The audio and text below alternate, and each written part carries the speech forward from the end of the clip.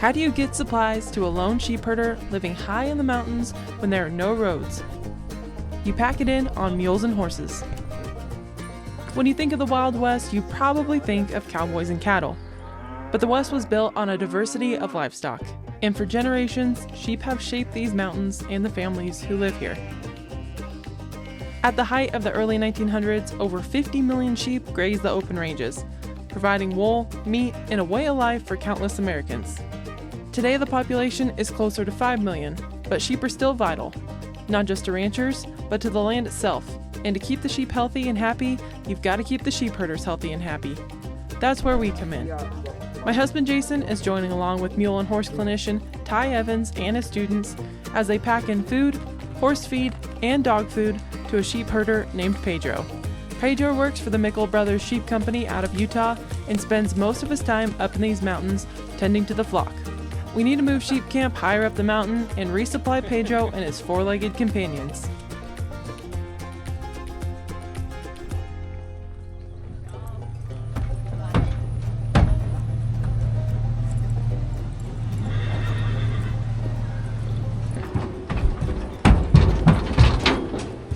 Bruce.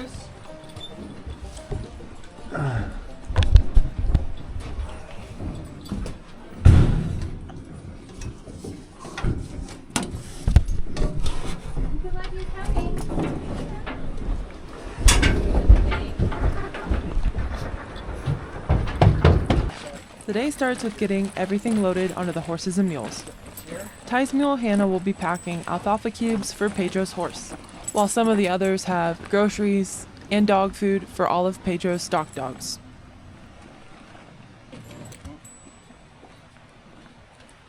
Okay. This is like some type of modified test. Okay. We might have a name for it. Does Hannah have 2 bags of cubes in each side? Yeah, so she got 160 pounds. Yeah. This is 40 pounds each. All those backpackers think that mule packers are lazy.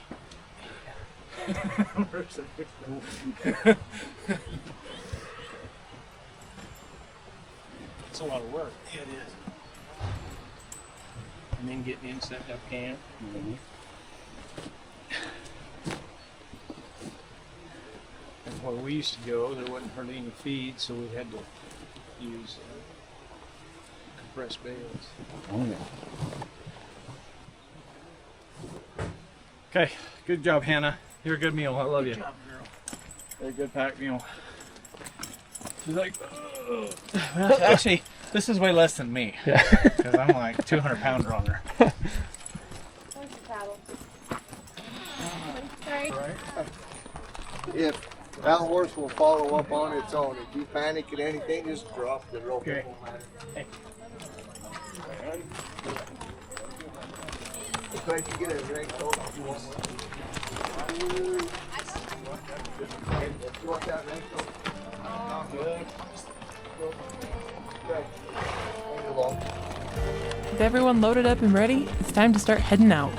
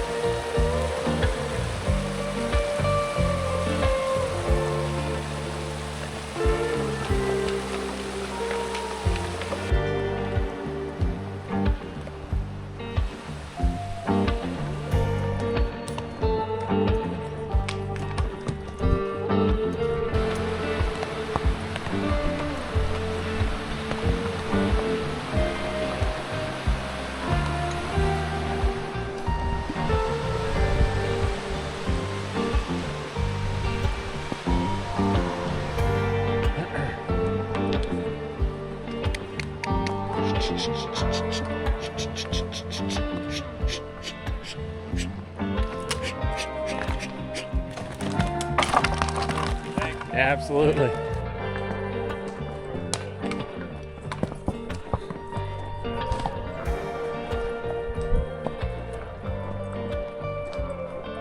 As the trail winds higher, the sand, rock, and pinyon juniper turn to aspen groves and fertile soil, perfect for grazing sheep. You may have noticed that Jason isn't riding his mule Riata. With a few long days, Riata needed a break, so our good friend Joe G was kind enough to let Jason borrow his mule named Penny.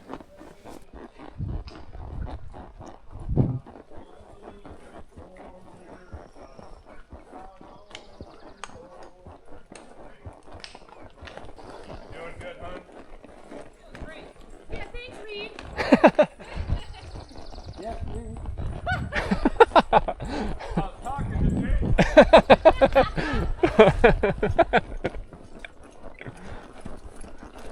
I've heard. I was hoping he would split my wages.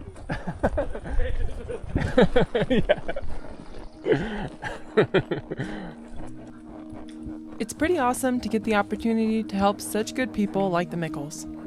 It's always fun to explore new country and meet such hardworking and humble folks.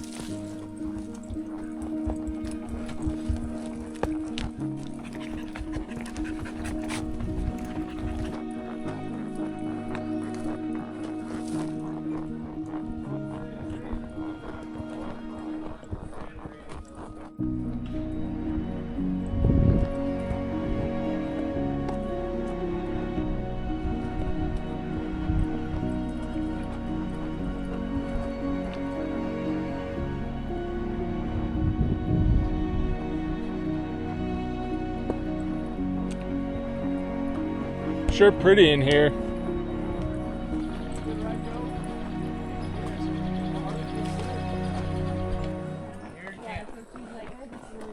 Right over there before I take that tip. Okay.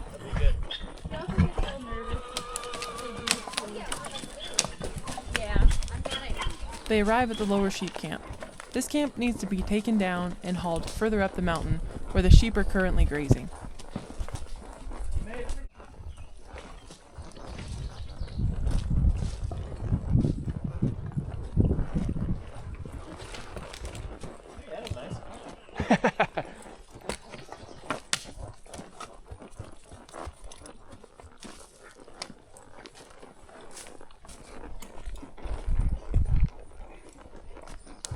Ty, would you be able to give me a little update on what's going on, where we're at? Yeah, so we're up here at Pedro's camp, and we're gonna help him take down the tent and pack up his gear, and then we're gonna move this camp up to a different spot, get him set up, have some lunch.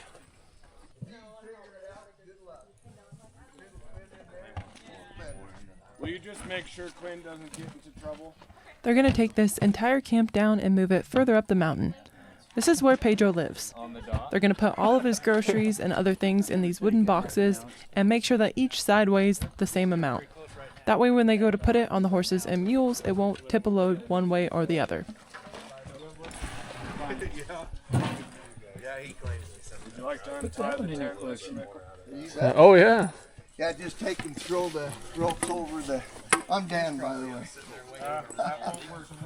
Dan, thanks for letting us come. I'm Jason Yonker. Oh, I don't. Yeah, sorry. Hey, Good to glad meet you. you're here. Thanks for having us. Pretty neat to be part of what Ty does. It is neat. I agree with that. It's let's tell him on the way up. What a great way for him to meet people and Yeah. what you guys do. It's pretty cool. Yeah.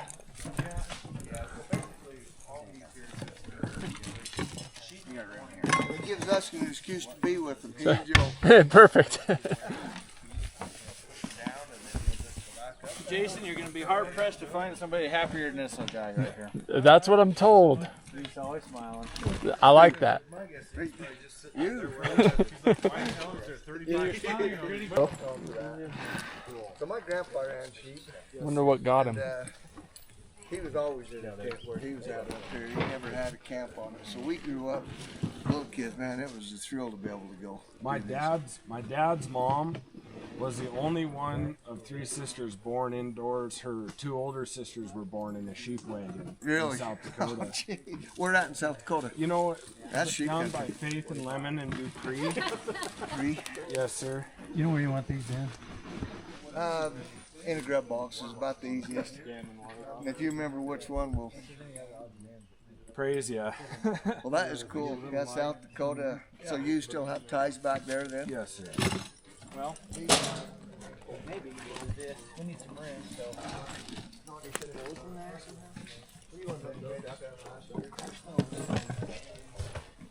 Tomato? But they literally. Luckily, they don't have to rattle these boxes too far. It's like playing Tetris. Going around the corner. Put it all in there. And the leather, everything. What do you say? Ah, is that one heavier now? We just put a bunch in here. Well, we can put something like a stove on top or Okay, well something. this is a lot lighter. As long as they're close, they don't have to be exact. Very close. This is heavy. Pretty light, and that one's pretty heavy. Ah, close enough. Close enough. We'll put a Closer we'll from put Mickel like Brothers Company. the axe and the shovel on the top of this Okay. one. All right, we this can is light. even it out. That's not a big deal. Remember that was like. Here you go. Joe, please let me help you. Joe's like a man of steel, you know. Is the other These two are pretty close. So let's take these two are gonna go here. I was trying to give you a flat spot for him. Oh, wait. We got him. That's exactly right. Ready-made pack weights. We like boxes just 'cause nice way to keep everything in the tents. Yes. Got a table when you get there. It's crazy to hold water up here. I'll tell you that right now. It's crazy to hold water. But with our guys come from Peru, they're on these H2A agriculture visas. And the restrictions we have with them, that's one of them. What's that? Either when they're up here, you either got to, like in a tent. I mean, our camps have to be certified. You gotta have garbage cans and screens on the windows. Tents qualify. But you either, when you're like this, you either hold water or a water purifier. And we camp right next to a spring. Not the one we're going to, the next year. Which is all we ever did up here and still do. But so we just kind of shake our head when we have to hold water, but that's why we're hauling water.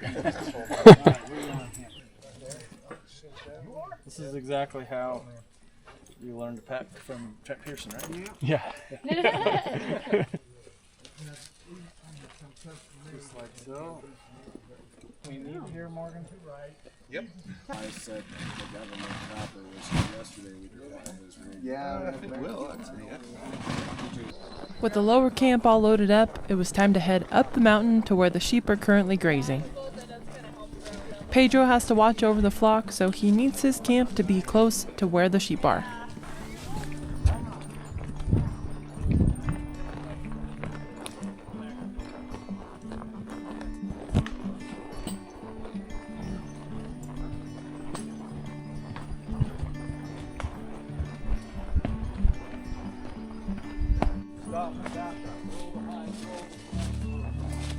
Many folks have carved their name into these aspen trees.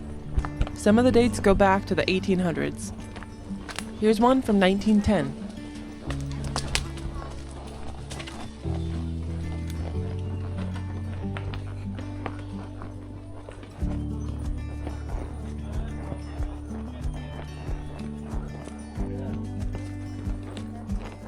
That is hard to tell.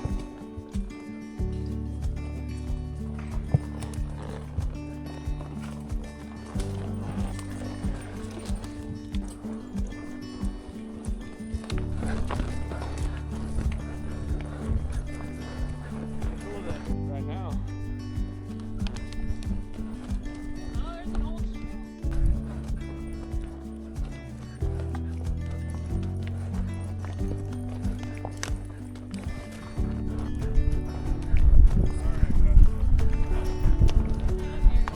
Fired again.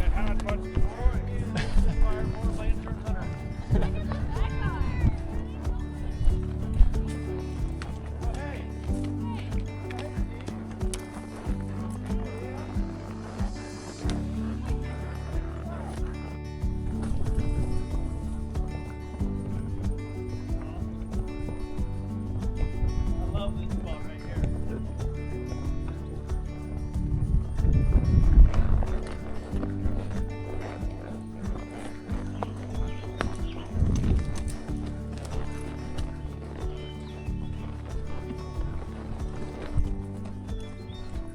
Probably my favorite plant, Indian paintbrush.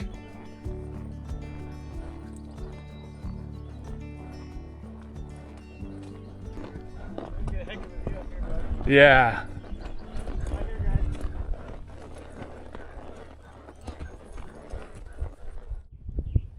A little bit blustery to see it. Reaching the top, you can see across the entire valley below. It's time to turn the mules out and let them graze while they get upper camp set up.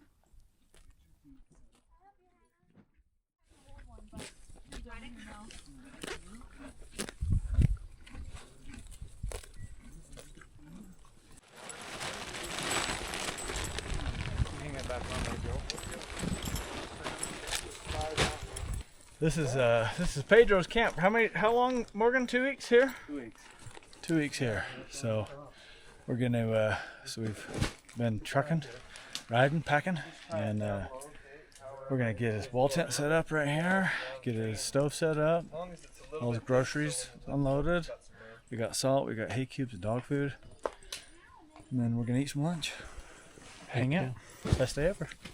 So, for what we do, my brother Matt and I started, and that was, we bought my father-in-law's herd. He had 300 head. And so, I was 22 and my brother was 20, and that started us. But my grandpa, we grew up, he had sheep, and so we grew up with it. When I was 5, 6, and he quit running up here, so we grew up with 100 head tinkering in the valley. Nice. And always wanted to do it. So our start came from being teenagers and herding sheep for guys up here on the mountain and thinking we'd died and gone to heaven because we could ride horses and stay in tents and carry guns and all that stuff. I love that. My grandpa's dad actually had sheep back in the 1890s. So technically we go clear back, but for what Matt and I do, and Morgan, and my other boy Shane's with us, 35 years roughly. Cool. Does that help? Yeah, absolutely. And you bring them up here like real recent. You brought them up. So yeah, we came up 2 weeks ago. So we run on private ground and on BLM grazing ground permits and on summer permits. Morgan has a channel. Did he tell you that? Ty told me. Morgan a really Mickel good one. channel on the range. Awesome. YouTube, and he'll take his drone and everything we're doing right now he has on videos. If he'd have brought it today, you guys have been on videos. But we'll rotate from, like if you went from right here where we're getting on the mountain, we're here from more or less the end of June till the 1st October. Okay. We ship lambs 20th of September to the 5th of October off the mountain. Okay. And then our ewes go back down to the valley on private ground, and then they're there till middle of November-ish, and then we go into hay fields and get them ready for bucking, and then we put the bucks in. When all that's done, then more or less December, then we go to the desert, which is out by Nevada. Our permits are right at the Nevada border. Yeah. And we're there till the first herds come in about the 10th of March till the end of April. And then we bring them in and we lamb them in Spring City, and then we go back out to our spring range, which is west of Utah Lake. We have a couple permits all around here, north of Fairview. We've gone as far as Nevada, Soda Springs, Idaho, where we run. Yeah. And then as we get that lower countries fed, then we get them transitioned back to here, more or less in June. Okay. And then back up on the mountain. And we run 5 herds this year, 6 herds normally up here. We just combined, made them a little bigger this year. As of yesterday, though, all of our sheep are on the mountain. We've been through, the spring range. We come off the desert in the wintertime. They spend some time in the spring range, and now in the summertime they spend time up here on the mountain. So we've got 5 different places that we're going to. He's the only one that is in a wall tent like this, that we have to bring stuff in on a horse. The rest of them are in a sheep camp, so we are able to get to him with a road, and we pull in and bring stuff to him every week in the truck. Whereas him, we have to bring obviously everything on a horse. So it's a little bit more complicated for the little bit of time that he's in here. We'll spend another month or so, and then he'll go right up out the top of the mountain, and he'll move to where his camp will be, and his permit is where he'll spend the rest of the time on the mountain. So we've got enough sheep to keep us busy all the time. We're always scrambling from one place to another. Once we get to this time of year, we finally can feel like we can take a breath, because the mountain is a lot easier. The guys love it. It's cooler up here. If we have any rain, they're happy and the feed stays fresh, but it's green grass and the sheep are happy, and it works out good. That's awesome. Yep. So Ty said you have a really successful YouTube channel. Can you talk a little bit about, for one, just what is your channel and what's it about? Yeah, so my goal, you know, I never thought I'd be the one filming and doing this kind of thing, you know, because I'm not good at it. I'm not good at talking to the camera, not good at explaining things, but we've been through so many times. People, even my own family, don't realize what we do, and people are so removed from where their food comes from, how it comes to be. So my goal, you know, a couple years ago, we started a YouTube channel. It's called On the Range, and basically it's just doing this. This is what we do. Whether we're hauling hay, we're moving sheep, we're trucking sheep from 3 different states, whatever we're doing, it's just an everyday, you know, day in the life of a rancher, and so that's what we try and film. That's what I do. That's awesome. How long what's this, do you call him shepherd? Like what? We call him sheep herder. Well, how long has this sheep herder been working with you guys, and He's what's been his here- background? So his name is Pedro. He's from Peru. All of our guys that we have now are from Peru. We have 6 guys that work for us. They're on an H-2A ag visa. They come up for 3 years. They spend 3 years here, and then they go back home to Peru for 3 months, and then they, you know, back and forth. So we've got several guys that have been here for lots of years. Our main guy that's kind of been coming back and forth, he's been here almost 20 years, coming back and forth. And, Yeah. And but Pedro, he's been here for, I asked him the other day, I want to say he's been here for like 15 years, back and forth, coming here. So, and he's been with us, you know, that the majority of the time, and he likes it. You know, people see these guys and they're in a small sheep camp or doing whatever they're doing. They're alone, and it's a solitary job. But they don't have to be here. They want to be here. They love it. They're getting paid good, and it gives their families at home such an amazing opportunity to go to college. It gives them such a better life. I mean, you talk to them, and they are very grateful and very glad to be here. This is such a world-changing experience for their families, and for them to be up here. They like it. This is home. This is their ranch. This is where they want to be. So it's a good, you know, positive experience. Yeah, that's awesome. That's sweet. With the upper sheep camp all set up, Pedro rides over the hill after he has secured the flock in a grazing area for the day. They will check in with him and make sure everything is all good before heading down. Pedro will be up here for another 2 weeks before they move the sheep camp into a new area. He moves the sheep twice a day, once in the morning to a good spot to graze, and then brings them back to a bedding area at night. With the job done, everyone lines back out down the mountain. ¿Viste casa por oso? No. Una noche Yeah. en carpa.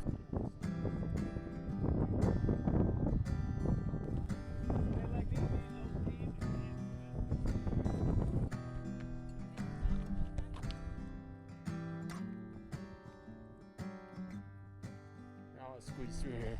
Can't be true. Joe wasn't sure if she's been around sheep, but she will be today. Oh yeah. On the way back down the mountain, they run into Pedro's herd grazing in an aspen grove.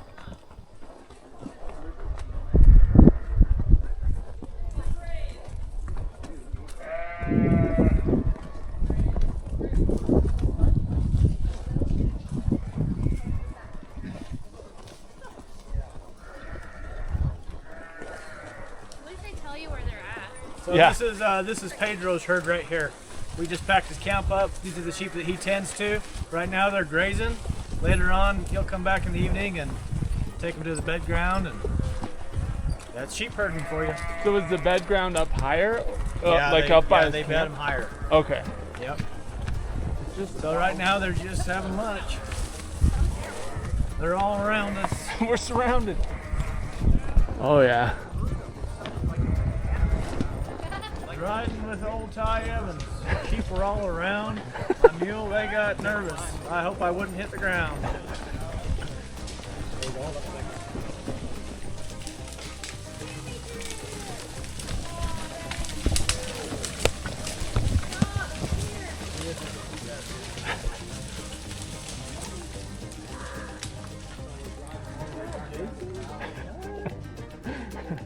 Nice job, Penny.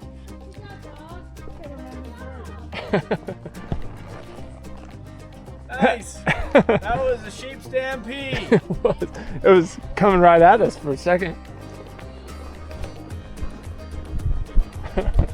Probably a good thing Riata wasn't here today. I think she actually probably would too. We want to sincerely thank the Mickel Brothers Sheep Company for allowing us to help them out and learn a little bit more about what they do. Go check out the YouTube channel On the Range to learn more about the day-to-day life of raising sheep in the mountains of Utah. Thank you all for riding along. If you like these adventures, Don't forget to subscribe to see more.